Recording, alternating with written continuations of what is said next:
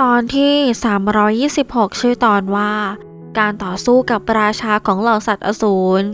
พวกเจ้าเป็นใครกันเจ้าหวานถามออกมาทันทีพวกข้าคือใครนะหรอทั้ง7คนหัวเราะออกมาเสียงดังแล้วเปิดเผยตัวเองพวกเจ้าเป็นคนตาบอดงั้นหรอถึงไม่รู้จักนิกายที่พวกเจ้ากำลังจะเข้าร่วมพวกเจ้าคือศิษย์ของนิกายจันทราเหมันทุกคนตระหนักทันทีพวกเขาไม่ได้บอกหรือว่าพวกเจ้าสามารถเข้าร่วมการทดสอบได้ในวันที่3ทำไมพวกเจ้าถึงได้มาอยู่ที่นี่ได้เฉียนหวูยงถาม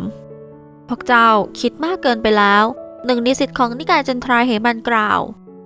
ผลมังกรเหลืองนั่นเป็นของนิกายของพวกข้าและพวกข้าต้องรับผิดชอบปกป้องมันพวกเจ้าต้องส่งมันมาให้พวกข้าทันทีและพวกข้าจะทำเป็นไม่รู้ไม่เห็นสิ่งที่เกิดขึ้น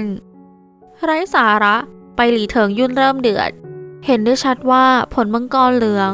สัตว์อสูรเป็นคนปกป้องมันแล้วมันเกี่ยวอะไรกับพวกเจ้าด้วยข้ารู้ว่าพวกเจ้าแค่บังเอิญมาเห็นและรอให้พวกข้าเก็บมันแล้วค่อยปรากฏตัวออกมาเหล่าศิษย์ของนิกายจันทราเห็นมันเริ่มปรบมือและหัวเราะฮ่าก็อย่างที่พวกเจ้าพูดพวกเจ้ารู้แล้วจะไปทำอะไรข้าได้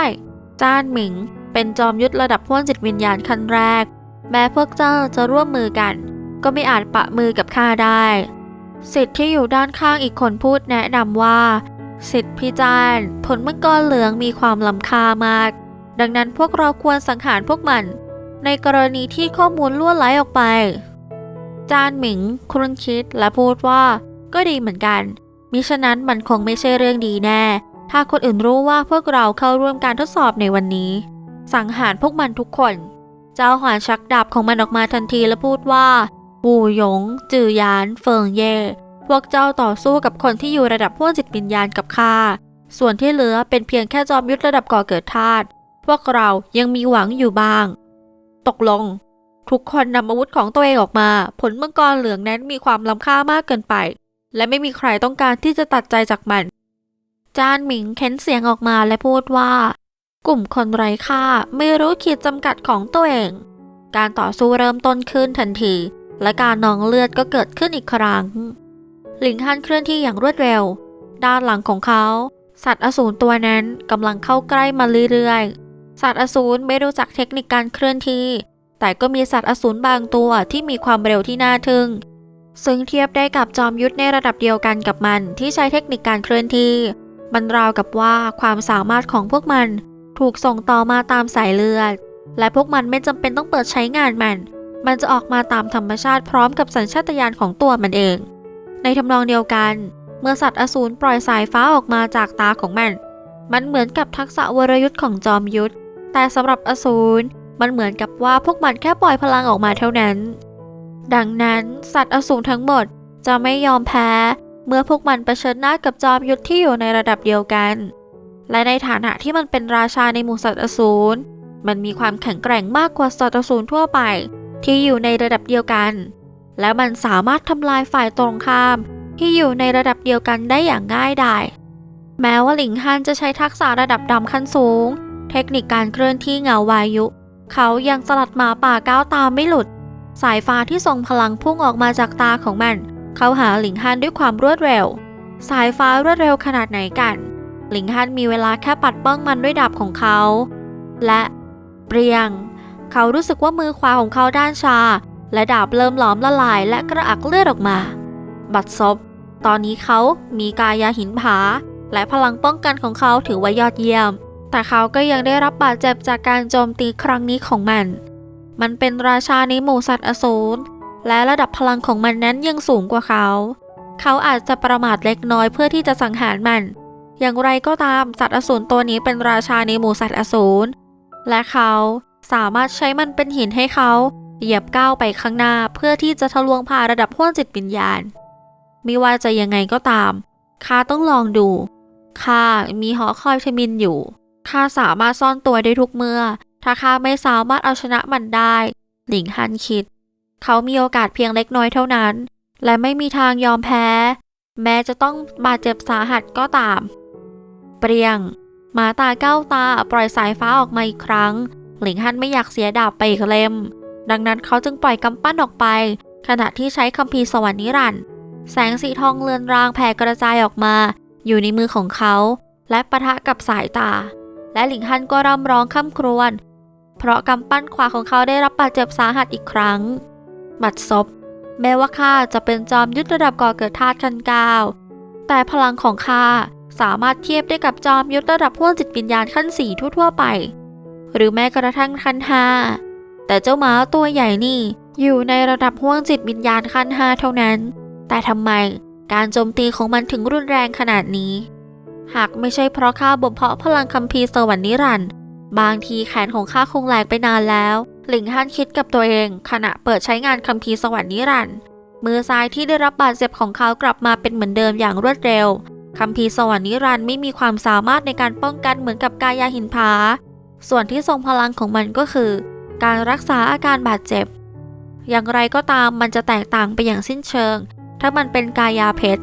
เมื่อถึงเวลานั้นร่างกายของเขาจะแข็งแกร่งเหมือนกับเพชรและร่างกายของเขาแทบจะไม่มีวันถูกทำลายเปรียงหมาป่าก้าวตาปล่อยสายฟ้าออกมาอีกครั้ง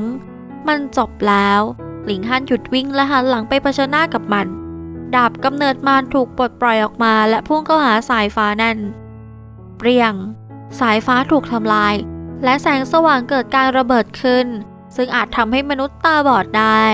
หลิงฮั่นยิ้มออกมาเล็กน้อยอาวุธวิญญาณระดับ10ยอดเยี่ยมอย่างที่ข้าคิดแม้ว่ามันจะยังไม่ใช่พลังที่แท้จริงของมันก็ตาม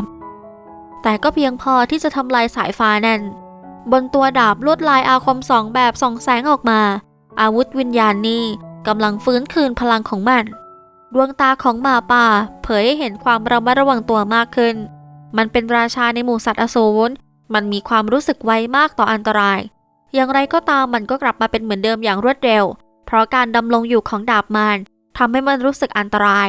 แต่มันดูไม่ทรงพลังเท่าไหร่นักทำให้มันไม่หวาดกลัวหมาป่าก้าวตากระโจนเข้าใส่ทันทีและตะปบหลิงฮั่นด้วยกรงเล็บข้างขวาของมันพร้อมทั้งสร้างแรงกดดันอันน่าสะพรึงกลัวออกมาอย่างไรก็ตามมันก็ไร้ประโยชน์สำหรับหลิงฮั่นด้วยสัมผัสสวรรค์ของเขาทำให้แรงกดดันส่วนใหญ่นั้นหายไปเขายกดาบขึ้นมาและใช้ทักษะเพลงดาบ4ฤดูต่อสู้กับหมาป่าก้าวตาในขณะที่กรงเล็บของหมาป่าเข้ามาใกล้แสงดาบแตกก็เป็นเสียงทันทีกรงเล็บของมันทำให้หลิงฮั่นกระเด็นออกไปและเสื้อผ้าตรงไหล่ซ้ายของเขาถูกฉีกขาดและทิ้งบาดแผลลึกเอาไว้บนร่างกายของเขาทำให้โลหิตหลั่งไหลออกมาทันที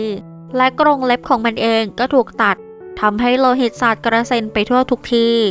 นั่นเป็นเพราะดาบมารเป็นอาวุธวิญญาณระดับ10แม้ว่าพลังของมันจะยังคงไม่ฟื้นแต่ความแหลมคมของมันนั้นไม่มีวันเปลี่ยนแปลงโลหิตหมาป่าของข้าหลิงฮั่นกรีดร้องออกมาด้วยความเสียใจราชาในหมู่สัตว์อสูรร่างกายของมันมีความล้ำค่าตั้งแต่หัวจรดเท้าโดยเฉพาะยังยิ่งโลหิตและไขกระดูกของมันซึ่งเป็นยาบำรุงที่ดีและมีประสิทธิภาพมากเมื่อเทียบกับโสม100 ปีดวงตาของหมาป่าก้าวตาสัญชาตญาณของมันเผยให้เห็นถึงภัยคุกคามเหล่าสัตว์อสูรที่แข็งแกร่งเทียบเท่ากับระดับห้วงจิตวิญญาณนั้นจะเปิดภูมิปัญญาได้แต่มันยังคงรักษาความกระหายเลือดของสัตว์อสูรมันอาจเข้าใจคำพูดของหลิงฮั่นซึ่งทำให้มันรู้สึกโกรธมากหลิงฮั่นกรีดร้องออกมาจริงๆหรือว่าเขาจะเอามันมาเป็นอาหารของเขากันตอนที่327ชื่อตอนว่าปล่อยท่าไม้ตายทั้งสองฝ่ายหมาป่าก้าวตาไม่สามารถทนต่อการที่จอมยุทธระดับก่อเกิดธาตุเกิดความละโมบต่อร่างกายของมันได้ตายมันกระโดดสะบัดกรงเล็บไปทางหลิงฮั่นอีกครั้งหลิงฮั่นไม่กล้ารับกรงเล็บของมันตรงๆเขาเปลี่ยนมาเคลื่อนไหวร่างกายอย่างรวดเร็วและโคจรคัมภีร์สวรรค์นิรันดร์เพื่อรักษาบาดแผลแทนตัวตนระดับห้วงจิตวิญญาณสามารถแสดงอำนาจของเจตจำนงได้ถ้าเขาถูกการโจมตีของมันเจตจำนงของอีกฝ่ายจะค่อยๆแทรกซึมผ่านทางบาดแผลและทำลายสติพร้อมทั้งวิญญาณของเขาอย่างช้าๆหมาป่าก้าวตาคือราชันในหมู่ระดับห้วงจิตวิญญาณเจตจำนงของมันจึงทรงพลังเป็นอย่างมากด้วยการโคจรคัมภีร์สวรรค์นิรันดร์เจตจำนงของหมาป่าก้าวตาที่พยายามแทรกผ่านเข้ามาในบาดแผลของเขา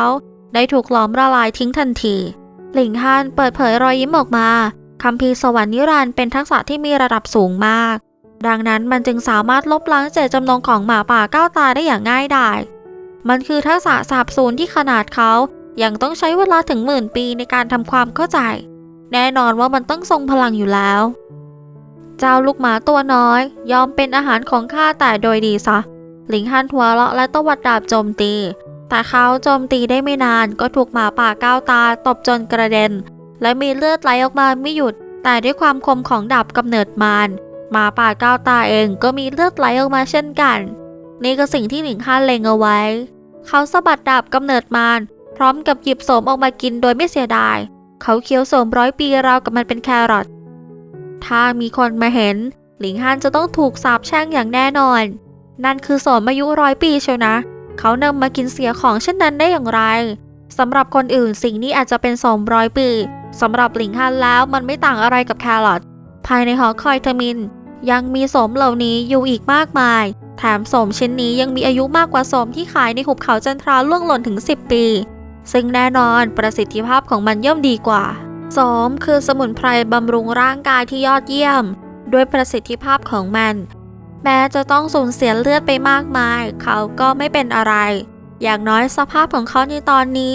ก็ถือว่าดีกว่าหมาป่าก้าวตามากนักในขณะที่ต่อสู้กันหมาป่าก้าวตาก็ตระหนักได้ถึงเรื่องนี้มันกลายเป็นคุ้มครั่งและคิดจะสังหารหลิงฮั่นด้วยการโจมตีเดี่ยว ถึงแม้เจ้าจะเป็นราชาแต่ข้าก็ไม่ใช่มดปลวกหลิงฮั่นกระตุ้นใช้งานดาบกำเนิดมาแล้วปลดปล่อยปราณดาบ7 เล่มออกมาเขากำลังแสดงให้อีกฝ่ายเห็นว่าเขาก็เป็นราชาในหมู่มนุษย์เช่นกันแต่ถึงจะอย่างนั้นระดับพลังของทั้งสองก็ยังต่างกันมากอยู่ดีหมาป่าก้าวตาเป็นฝ่ายได้เปรียบอย่างสมบูรณ์หลิงฮั่นทำได้เพียงแค่การป้องกันการโจมตีจากมันหลิงฮั่นรู้ขีดจำกัดของตนเองไม่ใช่ว่าเขามีความแข็งแกร่งที่ทัดเทียมกับหมาป่าก้าวตาแต่เพราะเขามีคัมภีร์สวรรค์นิรันดร์อยู่เขาถึงสามารถเข้าปะทะกับมันได้ไม่เช่นนั้นเขาคงถูกหมาป่าก้าวตาสังหารไปนานแล้วแถมเขายังครอบครองดาบกำเนิดมารและโสมอายุ100 ปีมากมายซึ่งเป็นสิ่งที่ทำให้เขามีความมั่นใจในการต่อสู้กับหมาป่าก้าวตาที่เขายังไม่ใช้ทักษะดาบลึกลับ 3,000 เล่ม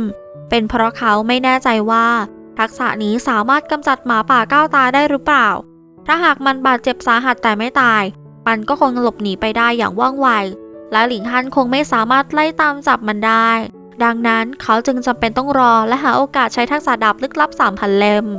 หลังจากการปะทะที่ยาวนานในที่สุดหมาป่าก้าวตาก็เปิดเผยร่องรอยแห่งความเหน็ดเหนื่อยให้เห็นดวงตาของมันกลายเป็นโหดเหี้ยมพร้อมกับขนทั่วร่างที่ตั้งฉันพรึบทันใดนั่นเองดวงตาทั้ง9ของมันก็เปิดปล่อยสายฟ้าออกมามันใช้กระบวนท่าที่ทรงพลังที่สุดออกมาแล้วหลิงฮั่นเปลี่ยนเป็นตรึงเครียดสายฟ้าทรงพลังถูกปลดปล่อยออกมาทั้ง9ทิศทางและปิดกั้นทางหนีของเขาเอาไว้ทั้งหมดยิ่งกว่านั้นอย่างมากเขาก็คงป้องกันสายฟ้าเหล่านั้นได้แค่2 สายเท่านั้นนี่คือกระบวนท่าที่ทรงพลังที่สุดของราชาสัตว์อสูรระดับห้วงจิตวิญญาณมันจะถูกป้องกันได้ง่ายๆได้อย่างไรไม่อาจป้องกันได้ข้าก็ต้องหลบอย่างเดียวเมื่อสายฟ้ากำลังจะกระทบโดนร่างหลิงฮั่นก็หลบเข้าไปยังหอคอยทมินและกลับออกมาในทันทีการเข้าออกหอคอยทมินนั้นเป็นไปอย่างว่องไวจนดูราวกับสายฟ้าพุ่งผ่านร่างของเขาไปดวงตาของหมาป่าก้าวตาแสดงออกถึงความสับสนมนุษย์ผู้นี้หลบหลีกกระบวนท่าสุดยอดของมันได้อย่างไรมันคำนวณความเร็วและความสามารถของหลิงฮั่นเอาไว้แล้วไม่ว่าอย่างไรเหตุการณ์เช่นนี้ก็ไม่สมควรจะเกิดขึ้นถ้ามันสามารถพูดได้มันคงถามออกมาแล้วว่าหลิงฮั่นใช้วิธีการใดกันแน่หมาป่าน้อยเจ้าไม่มีทางมองวิธีการของข้าออกอย่างเด็ดขาดดังนั้นจงยอมแพ้แต่โดยดีซะหลิงฮั่นหัวเราะลั่นหอคอยเทมินคือไพ่ลับที่แท้จริงของเขาขนของหมาป่าก้าวตาตั้งฉันทั่วร่างปังปังปังสายฟ้า9 สายที่ทรงพลังถูกปลดปล่อยออกมาอีกครั้งหลิงฮั่นก็ยังคงใช้วิธีการเดิมคือการเข้าออกหอคอยเทมินและสามารถหลบหลีกทักษะอันทรงพลังของหมาป่าก้าวตาได้อย่างง่ายดายหลิงฮั่นแสดงท่าทีดีใจการใช้ทักษะอันทรงพลังอย่างถี่ครั้งเช่นนี้หมาป่าก้าวตาจะต้องรับภาระที่หนักหน่วงแน่นอน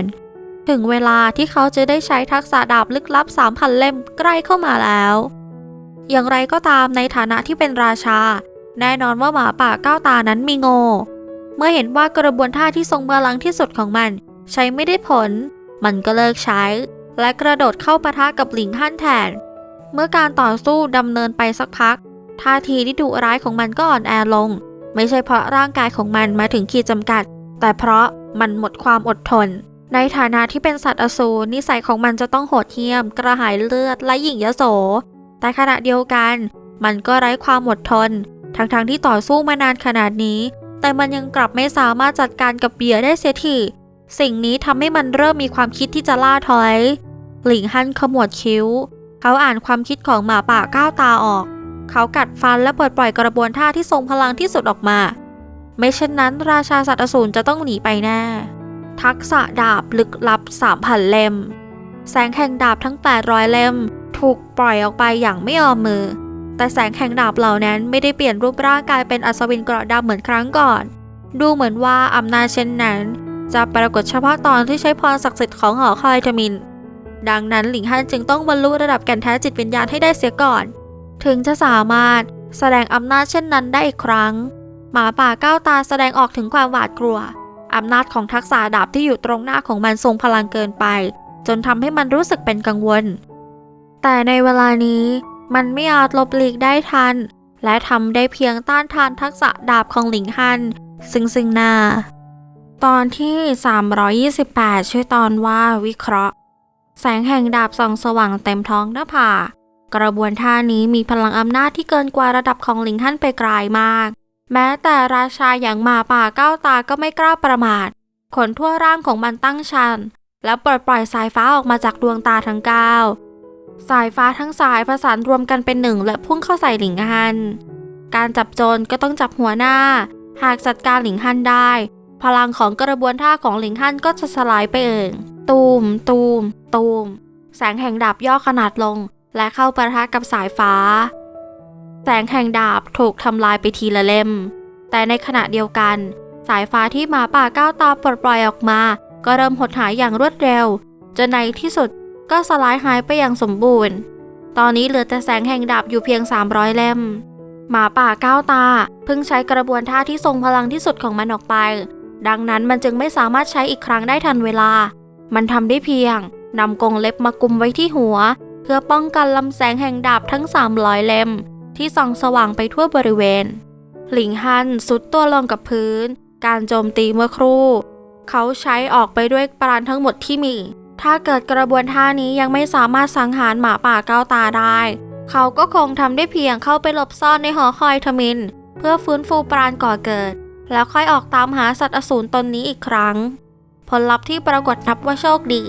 ตอนนี้หมาป่าก้าวตานอนหงายอยู่กับพื้นพร้อมกับเลือดสดๆที่พุ่งออกมาไม่หยุด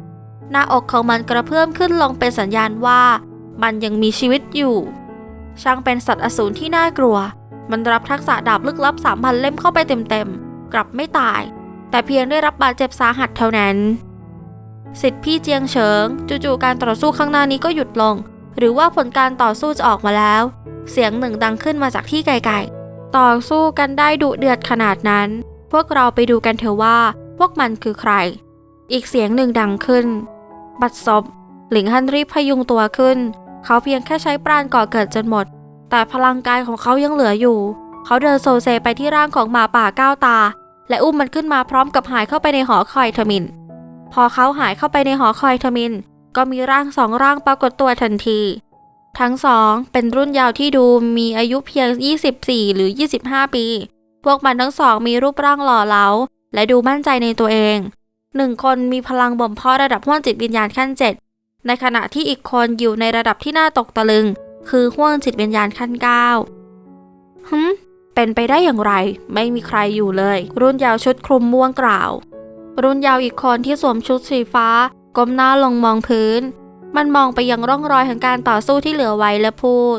การต่อสู้เมื่อครู่ไม่ใช่ระหว่างคน2คนแต่เป็นระหว่างคนกับสัตว์อสูรทำไมสิทธิพี่เจียงเฉิงถึงคิดเช่นนั้น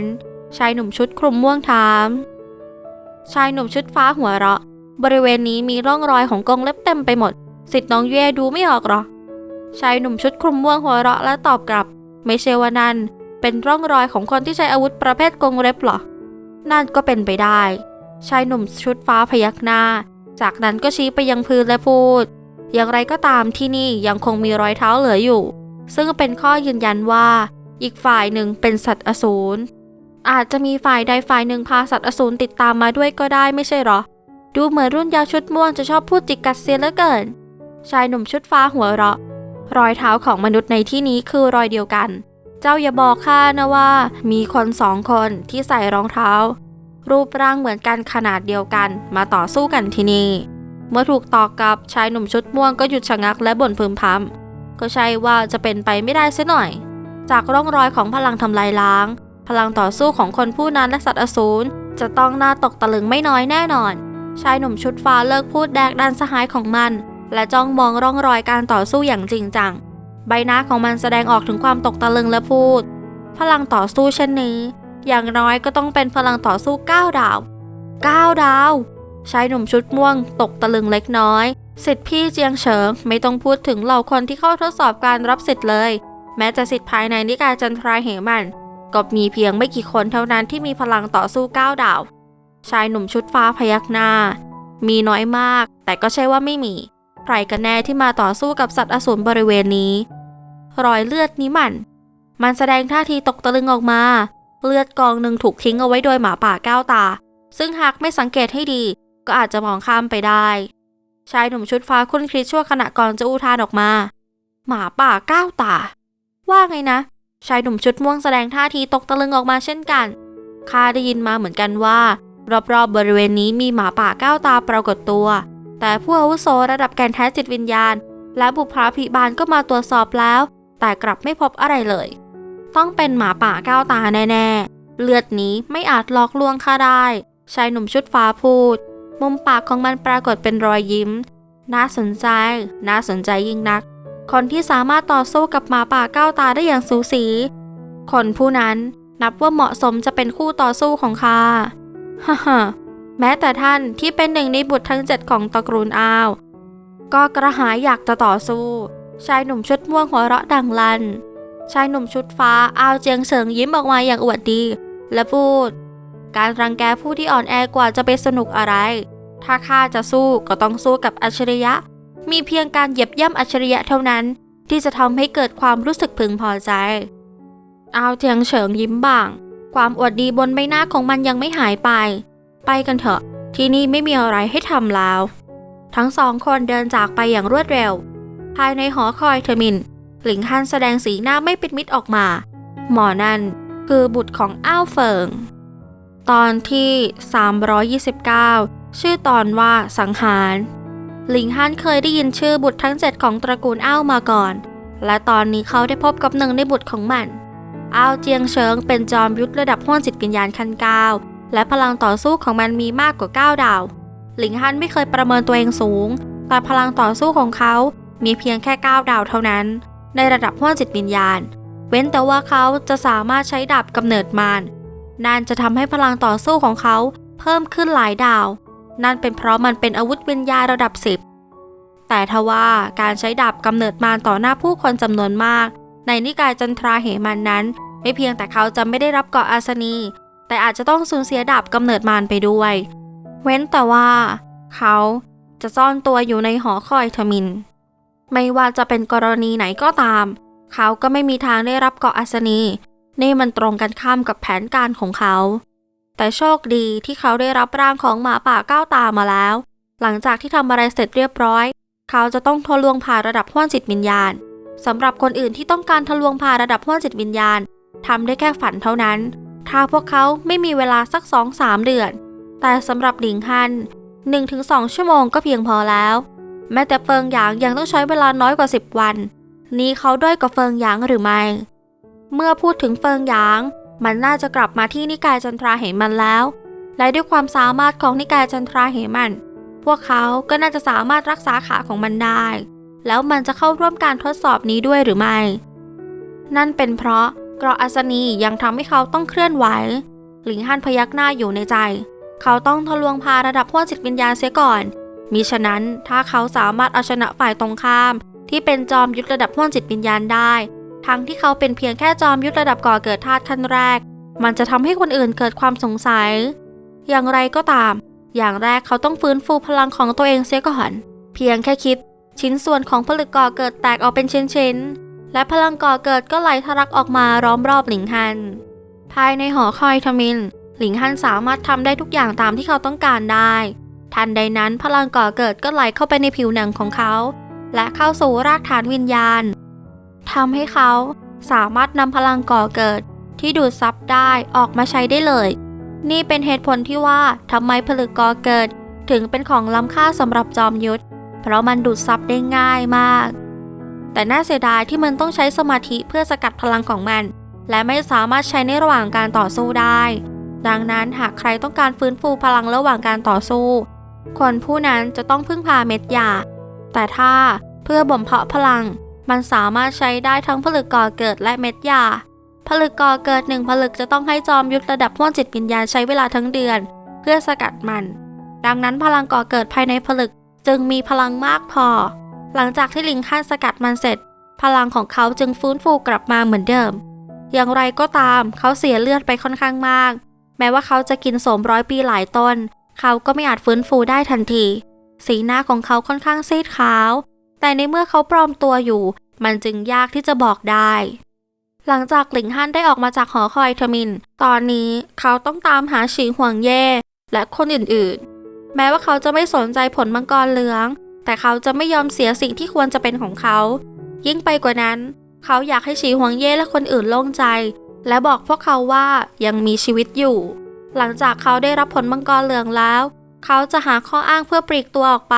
เพื่อทะลวงผ่านระดับห้วงจิตวิญญาณและมันน่าจะยังมีเวลามากพอที่จะให้เขารวบรวมแผ่นป้ายถ้าเขาไม่ติดอันดับ1 ใน 100มันก็คงจะเป็นเรื่องน่าขันอย่างแท้จริงหลิงฮั่นเดินตรงไปยังสถานที่นัดพบและไม่นานเขาก็ไปถึงที่นั่นอย่างไรก็ตามก่อนที่เขาจะเดินไปถึงเขาก็ได้ยินเสียงอาวุธปะทะกันและเสียงตะโกนหรือว่ามันจะเป็นความขัดแย้งกันเองเพราะผลมังกรเหลืองหลิงฮั่นขมวดคิ้วและกระโจนขึ้นไปด้านบนปรากฏตัวอยู่บนต้นไม้เมื่อมองลงไปข้างล่างมันเหมือนกับนรกบนดินเพราะบนพื้นดินมีศพอย่างน้อย10 ร่างกองอยู่และมีหัวลำไส้ทรวงอกที่ถูกแหวกออกมันน่ากลัวเกินไปที่จะมองและคนเหล่านั้นเป็นคนที่มาจากแคว้นพิรุณมีเพียงไม่กี่คนเท่านั้นที่ยังมีชีวิตอยู่ตอนนี้คือช่วงเวลาสุดท้ายของพวกเขาและถูกคนทั้ง7 คนโจมตีจากรอบด้านพวกเขาสามารถตายได้ทุกเมื่อหลิงฮั่นกวาดสายตามองบรรดาคนที่เขารู้จักหลายคนตายไปแล้วนั่นคือหลี่ตงเย่เสี่ยจงกวางหวังไว้เจ๋อส่วนคนที่ยังไม่ตายก็คือฉีหวงเย่ไปหลี่เถิงยุ่นและคนอื่นอีกไม่กี่คนพวกเขาเต็มไปด้วยบาดแผลส่วนกลุ่มของพวกมันมีเพียงแค่7 คนเท่านั้นแต่พวกมัน6 คนนั้นอยู่ในช่วงท้ายของระดับก่อเกิดธาตุและมีคนหนึ่งที่เป็นจอมยุทธระดับห้วงจิตวิญญาณขั้นแรกการมีอยู่ของมันทำให้เจ้าฮวนเฉียนวู่ยงหูเฟิงเย่ที่เป็นคนที่แข็งแรงที่สุดทั้ง3 คนไม่สามารถทำอะไรมันได้มันเป็นการสังหารหมู่อยู่ฝ่ายเดียวสุราคำนับไม่ยอมดื่มต้องดื่มสุราทันดังนั้นพวกเจ้าทุกคนจะต้องตายจานหมิงหัวเราะอย่างเย็นชามันทำหน้าที่หลายอย่างไม่เพียงแต่จะฆ่าจอมยุทธระดับก่อเกิดธาตุ3 คนมันยังมีหน้าที่ขัดขวางไม่ให้ใครหลบหนีจากการต่อสู้พวกเจ้าจะต้องตายอย่างเจ็บปวดฉีหวงเย่กัดฟันพูดขณะที่โลหิตไหลออกมาจากตาพวกอ่อนแอมันก็ดีแต่พูดพวกเจ้าไม่ใช่คนแรกที่ถูกฆ่าสังหารและไม่ใช่คนสุดท้ายจานหมิงกล่าวอย่างเย็นชาปราศจากความสงสารข้าได้ยินมาว่าคนในแคว้นพิรุณมีคนที่ชื่อว่าหลิงฮั่นที่เป็นคนอวดดีอย่างมากถึงกล้าทำลาย1 ใน 10ของผู้อาวุโสนิกายของข้าจานหมิงพูดเหมือนกับแมวเล่นกับหนูในความเป็นจริงมีเพียงไม่กี่คนเท่านั้นที่ตายด้วยน้ำมือของมันแต่มันพูดเพียงให้หน้าเกรงขามเท่านั้นถ้าตอนนี้หลิงฮั่นอยู่ที่นี่พวกเจ้าทุกคนจะต้องถูกฆ่าอย่างโหดเหี้ยมจานหมิงตะโกนออกมาพวกเจ้ามันก็แค่กบก้นบ่อที่กล้าพูดจาไร้สาระแบบนั้นออกมาอัจฉริยะที่มาจากแคว้นเล็กๆในดินแดนทางเหนือโดดเดี่ยวมันจะไปเก่งกาจแค่ไหนกันเชียวจานหมิงยิ้มกว้างบางทีหลังจากนี้ข้าอาจจะไปที่นั่นเพื่อสังหารหลิงฮั่น และนำหัวของมันกลับมาสิทธิพิจารณ์ช่างหน้าแกงขามยิ่งนักบางทีผู้อาวุโสซื้ออาจจะพอใจและรับสิทธิพิจารณ์เป็นสิทธิ์หากเป็นแบบนั้นพวกเราคงต้องพึ่งพาคำแนะนำและแรงสนับสนุนของพี่จ้านเสียแล้วคนอื่นพูดประจบประแจงเขาออกมาทีละคนจานหมิงหัวเราะออกมาเสียงดังและเผยให้เห็นถึงความพึงพอใจไร้สาระหลิงท่านเป็นนักปรุงยาระดับปัตภีแล้วแม้แต่ผู้นำนิกายจันทราเหมันยังไม่กล้าแตะต้องเขานอกจากนี้ด้วยความแข็งแกร่งของหลิงฮันการที่เขาจะสังหารเจ้ามันช่างง่ายดายเหมือนฆ่าสัตว์เฉียนวูหยงตะโกนออกมาด้วยความฉุนเฉียวนักปรุงยาระดับปัตตภีเหรอจานหมิงรู้สึกประหลาดใจชั่วครู่ก่อนจะระเบิดเสียงหัวเราะออกมานี่มันเรื่องตลกอะไรกันนักปรุงยาระดับปัตตภีปรากฏตัวขึ้นในก้าวแคว้นเล็กๆของดินแดนทางเหนือโดดเดี่ยวงั้นเหรอแคว้นบ้านนอกพวกนั้นชะโง่เขลาอย่างแท้จริงถึงเพ้อฝันแบบนั้นก่อนจะตายมีเรื่องอะไรตลกงั้นเหรอให้ข้าหัวเราะด้วยคนสิเสียงที่หนาวเย็นออกมาขณะที่หลิงฮั่นปรากฏตัวอยู่ในการต่อสู้มือทั้งสองข้างของเขาพาดอยู่ด้านหลังและสายตาของพวกเขาก็เต็มไปด้วยความชั่วร้ายหูหยางฉีหวงเย่และคนอื่นตะโกนออกมาทีละคนตอนแรกพวกเขาก็รู้สึกดีใจที่หูหยางยังมีชีวิตอยู่หลังจากที่เป็นคนล่อหมาป่าก้าวตาออกไปแต่แล้วพวกเขาก็กลับมากังวลอีกครั้งสีหน้าของพวกเขาเปลี่ยนไปทันทีเพราะเขาเป็นแค่จอมยุทธระดับก่อเกิดธาตุขั้นแรกซึ่งไม่สามารถทำอะไรได้มากนักชะตากรรมของพวกเขายังคงถูกลิขิตให้ถูกฆ่าอยู่ดีเจ้ามาให้ข้าสังหารอีกคนงั้นเหรอจานหมิงยิ้มเยาะและหักข้อมือสิทธิ์น้องถูฆ่ามันซะมันเป็นเพียงแค่จอมยุทธระดับก่อเกิดธาตุขั้นแรกเท่านั้นได้เลยชายหนุ่มตะโกนออกมาและยิ้มออกมาอย่างชั่วร้ายจงจำไว้ว่าคนที่ฆ่าเจ้าคือข้าถูกังเหลียนเป็นเพียงแค่เศษขยะก็ไปอยู่ในถังขยะซะหลิงฮันยกขาขึ้นและเตะไปที่มันภายใต้พลังที่น่าทึ่งของเขาทำให้มันกระเด็นออกไปทันทีและขณะที่มันลอยอยู่กลางอากาศร่างกายของมันก็ระเบิดกระจุยทันใดนั้นสถานที่แห่งนี้ก็กลายเป็นนิ่งเงียบทันทีและทุกคนก็หยุดทำสิ่งที่ตัวเองกำลังจะทำอยู่ตอนที่330ชื่อตอนว่ากำจัดซินคนที่ชื่อถูกังเหลียนเป็นเพียงแค่จอมยุทธระดับก่อเกิดธาตุขั้น7และไม่ได้แข็งแกร่งเท่าไหร่นักถึงแม้มันจะไม่แข็งแกร่งแต่ด้วยพลังต่อสู้ของระดับก่อเกิดธาตุขั้น7นั้นก็เพียงพอที่จะบดขยี้จอมยุทธที่เป็นเพียงแค่ระดับก่อเกิดธาตุขั้นแรกอย่างไรก็ตามมันถูกฆ่าภายในพริบตาแล้วใครจะยอมรับเรื่องนี้ได้กันท่านี้เรียกว่าลูกเตะเทพสายลมหลิงฮั่นตั้งชื่อมั่วๆขึ้นมาเขาไม่ได้ใช้ดาบหรือกำปั้นหรือฝ่ามือเพราะเขาไม่อยากให้ฉีหวงเย่และคนอื่นสงสัยในตัวเขาแต่ทว่าจอมยุทธระดับก่อเกิดธาตุที่สามารถทำเช่นนี้ได้จะมีสักกี่คนกันมันแทบจะเป็นไปไม่ได้เลยที่พวกเขาจะรู้สึกสงสัยดวงตาของฉีหวงเย่และคนอื่นเบิกกว้างขึ้นมาทันทีเจ้ารนหาที่ตายจานหมิงรู้สึกโกรธและตะโกนออกมาออกไปให้หมดทุกคนและฆ่ามันให้ได้ฆ่ามันนี่ควรจะเป็นการล่าของพวกมันแต่หนึ่งในพวกมันถูกฆ่าไปแล้วและพวกมันจะไม่รู้สึกโกรธได้อย่างไร5 คนที่เหลือกระโจนเข้าหาหลิงฮั่นพร้อมกันระดับพลังของพวกมันเหนือกว่าถูกังเหลียนและถึงแม้ว่าพวกมันจะไม่สามารถฆ่าหลิงฮั่นแบบ5 ต่อ 1ได้แต่มันน่าจะไม่มีปัญหาที่จะต่อสู้ด้วยอย่างไรก็ตามพวกมันกำลังต่อสู้อยู่กับหลิงฮั่นอยู่ลูกเตะเทพสายลมหลิงฮั่นกระโดดเตะไม่หยุดยั้งหลิงฮั่นนั้นสามารถสร้างปราณดาบ7 เล่มได้แล้วบนวิถีแห่งดาบดังนั้นขณะที่เขาปล่อยลูกเตะออกไปพลังปราณก็ได้ห่อหุ้มขาของเขาและกลายเป็นดาบที่แหลมคมทุกการเคลื่อนไหวเป็นเหมือนกับดาบพลังต่อสู้ของเขาในตอนนี้มากพอที่จะสังหารฝ่ายตรงข้ามที่เป็นเพียงแค่จอมยุทธระดับห้วงจิตวิญญาณขั้น5ทั่วไปได้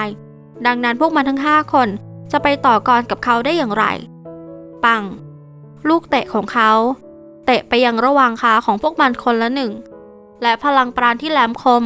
ที่เขาได้ปลดปล่อยออกมาทำให้ขาของเขาเหมือนกับดาบและตัดผ่านร่างกายของคนผู้นั้นเป็น2 ส่วนลำไส้หัวใจตับและสมองแตกกระจายไปทั่วมันเป็นภาพที่น่าสยดสยองมากแม้แต่หลิงฮั่นเองก็ไม่คิดว่า ลูกเตะของเขาจะทรงพลังขนาดนี้แต่สิ่งที่เกิดขึ้นนี้อธิบายได้ว่าเขาบรรลุวิถีแห่งดาบแล้วถึงสามารถเปลี่ยนแปลงร่างกายทุกส่วนให้กลายเป็นดาบได้ปังปังปังหลิงฮันเตะพวกมันทั้ง4 คนและศพที่มีสภาพไม่สมบูรณ์ก็นอนกองอยู่กับพื้นทุกคนรู้สึกหนาวสั่นคนเหล่านั้นเป็นจอมยุทธระดับก่อเกิดธาตุขั้น 5แต่พวกมันกลับถูกสังหารได้ในพริบตาพร้อมกันแล้วคนอื่นจะทำใจเชื่อสิ่งที่เกิดขึ้นได้อย่างไรจานหมิงและคนอื่นคิดว่าหรือว่าชายคนนี้คือหลิงฮันถึงเขาจะดูแตกต่างกันอย่างสิ้นเชิงแต่มันก็ไม่มีทางที่จะมีจอมยุทธระดับก่อเกิดธาตุขั้นแรกที่แข็งแกร่งขนาดนี้อยู่หลายคนบนโลกหลิงฮันจ้องมองจ้านหมิงอย่างชั่วร้ายและพูดว่าถึงตาของเจ้าแล้วเป็นชาตญาณของจ้านหมิงรู้สึกได้ถึงความหนาวเย็นจากสายตาของหลิงฮันเพียงแค่ถูกจ้องมองก็สามารถทำให้เขาใจสั่นได้หรือว่าดวงวิญญาณของมันรู้สึกหวาดกลัวเจ้ากล้ามากที่สังหารสิทธิ์ของนิกายจันทราเหมันเจ้ากำลังลนหาที่ตายมันตะโกนออกมาและเริ่มโจมตีคนที่ฆ่าคนอื่นก็จะถูกคนอื่นฆ่าแล้วพวกเจ้าเองก็ไม่มีข้อยกเว้นหลิงฮันปล่อยลูกเตะอีกลูกออกไปปังลูกเตะของเขาเจาะผ่านการป้องกันของจ้านหมิงและเล็งไปที่ใบหน้าของมันจ้านหมิงถอยไปด้านหลังทันทีแต่เพียงไม่กี่ก้าวเท่านั้นหัวของมันก็ระเบิดเป็นเสียงร่างกายที่ไร้หัวของมันเดินเอียงไปมาจนกระทั่งล้มลงกับพื้นฉีห่วงเย่และคนอื่นต่างรู้สึกประหลาดใจจ้านหมิงและพวกมันทั้ง6 คนฆ่าคนเป็นนับร้อยจนเหลือแค่20 คนที่ยังมีชีวิตอยู่แต่เมื่อหลิงฮั่นโจมตีพวกเขาสามารถฆ่าพวกมันทั้ง7 คนได้อย่างง่ายดายหลิงปรมาจารย์หลิงเหรอเจ้าหวานถามด้วยความลังเลหลิงฮั่นเหลือบมองเขาและพูดว่าปรมาจารย์หลิงคือใครหรอแล้วผลมังกรเหลืองของข้าล่ะพวกเจ้าคงไม่คิดจะกินส่วนของข้าไปหรอกใช่ไหมเจ้าหวานรีบนำผลมังกรเหลืองออกมาทันทีและมอบให้หลิงฮั่นทั้งก้านและพูดว่าโปรดรับมันไว้ด้วยนายท่านเมื่อหลิงฮั่นไม่ยอมรับตัวตนที่แท้จริงของตัวเองเจ้าหวานจึงไม่กล้าถามไถ่เขาไปมากกว่านี้และทำได้เพียงแค่พูดกับหลิงฮั่นด้วยความสุภาพหลิงฮั่นรับผลมังกรเหลืองไปครึ่งหนึ่งด้วยความช่วยเหลือของเขาแม้เขาจะเอามันไป 90% มันก็สมเหตุสมผลเพราะเขาเพิ่งช่วยคนเหล่านี้เอาไว้ยิ่งไปกว่านั้นแม้เขาจะเก็บผลมังกรเหลืองทั้งหมดเป็นของตัวเองฉีห่วงเย่และคนอื่นก็ทำได้เพียงแค่พยักหน้าเท่านั้นในเมื่อเป็นคนที่เขารู้จักหลิงฮั่นจึงไม่คิดที่จะเก็บผลมังกรเหลืองทั้งหมดเป็นของตัวเองเขาเหลือให้คนอื่นครึ่งหนึ่งและพูดว่าข้าขอครึ่งหนึ่งพวกเจ้าคงไม่มีปัญหาหรอกใช่ไหมไม่พวกเขารีบสายหัวอย่างรวดเร็วหลิงฮั่นเก็บผลมังกรเหลืองครึ่งหนึ่งเข้าไปในหอคอยทมินในขณะที่เขากำลังปลีกตัวออกไปและทะลวงผ่านระดับห้วงจิตวิญญาณเขาขมวดคิ้วทันทีและหันไปมองด้านข้างร่างเงา2 ร่างปรากฏตัวขึ้นมามันคืออ้าวเจียงเฉิงและชายหนุ่มเสื้อคลุมม่วงน่าสนใจจริงๆอ้าวเจียงเฉิงพาดมือไว้ด้านหลังสายตาของมันกวาดมองไปที่เจ้าหวานที่ยังไม่เก็บผลมังกรเหลืองและพูดว่านั่นมันผลมังกรเหลืองนี่ไม่แปลกใจเลยว่าทำไมมันถึงเป็นการต่อสู้ที่รุนแรงขนาดนี้นี่มันอะไรกันศิษย์พี่เจียงเฉิงพวกเขาคือศิษย์นิกายของพวกเราชายหนุ่มเสื้อคลุมม่วงมองไปที่พื้นอยู่ชั่วขณะสายตาของมันจับจ้องไปที่แขนเสื้อมันมีร่องรอยของเลือดติดอยู่แต่มันก็ยังมองเห็นตราสัญลักษณ์ดวงจันทร์บนแขนเสื้อเอาเจียงเฉิงปลดปล่อยจิตสังหารออกมาทันทีและพูดข่มขู่ว่าพวกเจ้ากล้าหาญมากถึงกล้าสังหารศิษย์ของนิกายของพวกข้าพวกมันโลภและต้องการฆ่าเพื่อปล้นชิงพวกข้าแล้วพวกข้าจะนอนรอความตายเฉยๆได้อย่างไรเจ้าหวานกล่าวอย่างไม่ยอมแพ้ในแคว้นพิรุณเขาถือว่าเป็นอัจฉริยะจาก1 ใน 8 ตระกูลใหญ่แต่เมื่ออยู่ที่นี่ชีวิตของเขาถูกคุกคามซ้ำแล้วซ้ำเล่ามันช่างแตกต่างกันอย่างสิ้นเชิง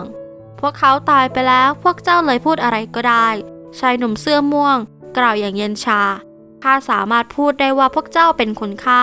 และปล้นสิทธิ์ของนิกายทั้งพยายามจะโยนความผิดให้กับพวกเขาวางผลมังกรเหลืองลงและฆ่าตัวตายซะชายหนุ่มเสื้อคลุมม่วงกล่าวชีฮวงเย่และคนอื่นรู้สึกโกรธแต่ก็ไม่สามารถทำอะไรได้ที่พวกเจ้าพูดมาพวกเจ้าก็แค่อยากได้ผลมังกรเหลืองเท่านั้นแหละหลิงฮั่นยิ้มออกมาเล็กน้อยและพูดว่าพวกเจ้าไปได้แล้วที่เหลือข้าเป็นคนจัดการเองเจ้าชีฮวงเย่และคนอื่นรู้สึกลังเลพวกเจ้ายังไม่เชื่อใจข้าอีกหรอ หลิงฮั่นยักคิ้วด้วยความมั่นใจไปเดิมทีฉีหวงเย่และคนอื่นสงสัยว่าเขาคือหลิงฮั่นและตอนนี้พวกเขาไม่สงสัยเรื่องนั้นอีกต่อไปและออกไปทีละคนทีละคนแม้จะอยู่ที่นี่พวกเขาก็ไม่สามารถช่วยอะไรหลิงฮั่นได้และมีแต่จะกลายเป็นภาระเจ้าพูดจาซะใหญ่โตทีเดียวชายหนุ่มเสื้อคลุมม่วงหัวเราะออกมาอย่างชั่วร้ายมันเป็นเพียงแค่จอมยุทธระดับเกาะเกิดธาตุแต่กล้าจะพูดว่าจะหยุดพวกเขาไปเอาความกล้าแบบนั้นมาจากที่ไหนมันรีบกระโจนออกไปทันทีเพื่อไม่ให้ฉีหวงเย่และคนอื่นหนีไปได้หลิงฮั่นเองก็เริ่มเคลื่อนไหวเหมือนกันและชักดาบออกมาทำให้พลังปราณดาบพุ่งออกไปชายหนุ่มเสื้อคลุมม่วงถูกบังคับให้หยุดและเอื้อมมือออกไปเพื่อเช็ดบาดแผลที่แก้มจากปราณดาบมันจึงอดที่จะรู้สึกโกรธเกรี้ยวไม่ได้และพูดออกมาว่าปัดศพเจ้ากล้าทำร้ายค่ะแล้วมันทำไมเหรอหลิงฮั่นพูดอย่างไม่แยแสตายชายหนุ่มเสื้อคลุมม่วงกระโจนออกไปอีกครั้งแต่ครั้งนี้เป้าหมายของมันคือหลิงฮั่นขณะที่มันเหยียดแขนและขาออกไปพลังอันร้นได้หลั่งไหลออกมาพลังต่อสู้ที่มันมีนั้นน่าตกใจมากอย่างน้อยก็มากถึง10 ดาวการมีพลังต่อสู้มากกว่า3 ดาวในระดับห้วงจิตวิญญาณนั้นถือว่าน่าทึ่งมากหลิงฮั่นไม่กล้าประมาทแม้แต่น้อยดาบยาวของเขาเริงระบำอยู่ในอากาศพลังปราณดาบของเขาพุ่งขึ้นสู่ท้องฟ้าและใช้ทักษะเพลงดาบ4 ฤดูเพื่อต่อสู้กับชายหนุ่มเสื้อคลุมม่วง